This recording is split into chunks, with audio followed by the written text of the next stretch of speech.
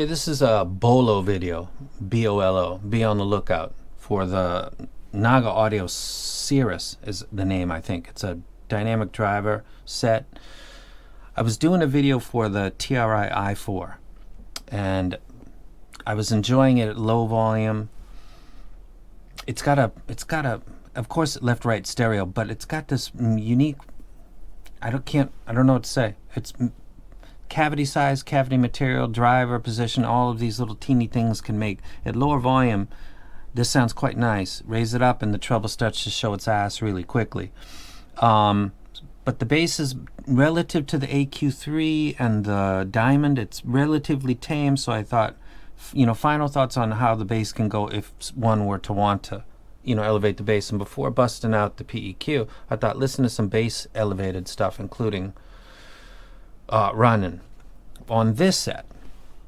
And then I thought, this is the original, this is the remix. I don't like the remix. I don't have the Eminem remix. I don't think I do. I don't like that one anyway. I like the original. It's really, really good. So I thought there must be a bass boosted version of this. And there isn't, actually. I left a comment, bass boost this original. I should have said please. I should edit that and say please if I can. Because for my boombox, pretty much. I'm not going to do bass boosted stuff when I do reviews for earphones, but I got a boombox and summer's coming and I got stuff. And then I was listening to this for the hell of it. And while I was doing that, I thought, well, I got a set today that kind of was really flat. I wonder how that does with stuff that's obviously got bass in it, like something like this. So I went ahead and busted this out and listened to it, and it's got bass because the bass is supposed to be there. And I thought, these are kind of nice. So I put out the splitter and I started listening to a couple things. I got to Fleetwood Mac and I listened to these two, and just a completely different experience. This is really, really nice. And then I checked my graphs and did an overlay of the two. And this is the Naga Audio, the red one. From 31 down, Critical sent me a correction file because we use the same mic, same software pretty much, but the deviation between his and mine usually seems to be my sub bass looks rolled, where his sometimes has a very natural trajectory. And he said, that's the mic. So, and he sent the file. I haven't input that. Everything else is kosher, but the sub bass doesn't sound rolled to me. Somebody left a comment and said that might be rolled bass. No, actually no. According to my ears and sub bass focused tracks, which is 60 hertz and below, if those are incomplete, you're going to hear it on something that's got rolled bass. These actually sound fine. The i4 did too, but I started to move away from the i4 and focus on this set. And then so let's look at this again for a second. The mid frequency, this has mids in a crazy way. You see that post 8K elevation? It's got that your brain is used to. That little dip that might be around 6.5, it's got that's fairly common. It's got that reasonable hump at 4. This video is going to go up, and it's because I'm probably going to be talking about this set. It's impressive. It came at me sideways while I was doing a bass check on this set, and thought, I know a set that I just got that, car audio, let's hear if it's, of course it does, because it's a driver, input info at 60 hertz. It's going to play it back. Doesn't look like a bassy set, and it's not, but if there's bass in the track, that's kind of critical. And it's not automatic. There's sometimes sets that look like they're fine, but you just can't. Like the EX800 ST by Sony, you got to tape the vent to get the bass up. The EQ, it's studio tuned. That's what ST stands for, and you can push EQ and bass boost stuff, and because it's got a vent, and you got to cover that up. So sometimes it's not automatic. And also, this has a vent on the back, little vent, so that you don't get driver flex, and you don't actually. So that could contribute to this not necessarily doing great with bass. It actually does it though. And the playback of vocals on Fleetwood Mac is exceptional. So this is not a particular video about anything, except that I'm going to probably start talking about this set right here. Not the 5BA set that I said looked fantastic, or I don't know what I said, but I said it like 10 times. This is actually really interesting. So this is, I guess this is a welcome.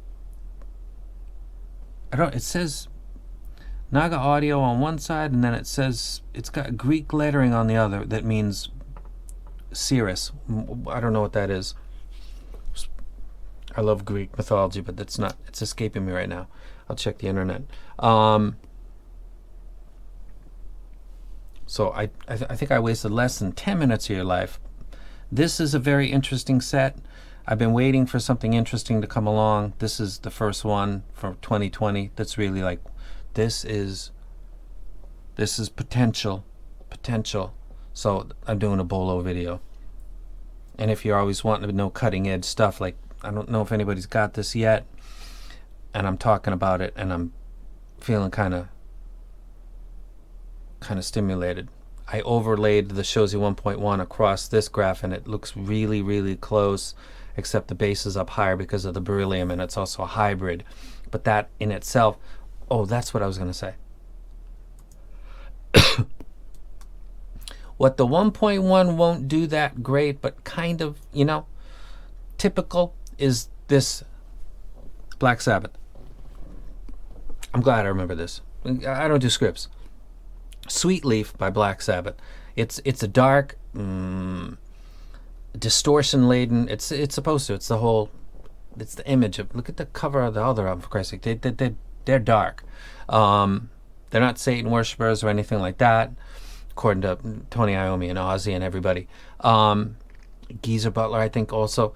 This track is really hard for dynamic drivers because the bass just, the distortion level seems to be so high, intentionally, but by the pedals that the guitarist and everybody's using.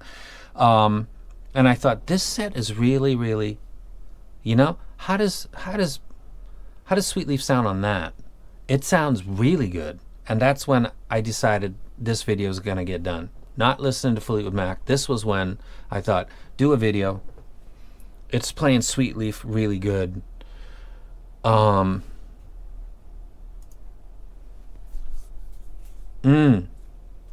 Interesting. I'm sorry, TRI I4. You're not bad. You'll get a video, but you got bumped.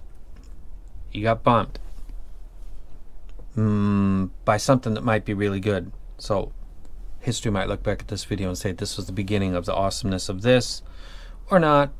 Whatever. I got my webcam for people that are supporting me on YouTube, not on the Patreon, because I've got to, the way that works, and I can't do live streams with GoPro because that uses the GoPro app to do live stream, so I can just do regular live stream. To do for members, I need a webcam, so that's the Brio or whatever that's called. I got that. I'll be set up from next week. We'll be good to go. We also got the event for Patreons coming up, so this is a be on the lookout video for the Cirrus.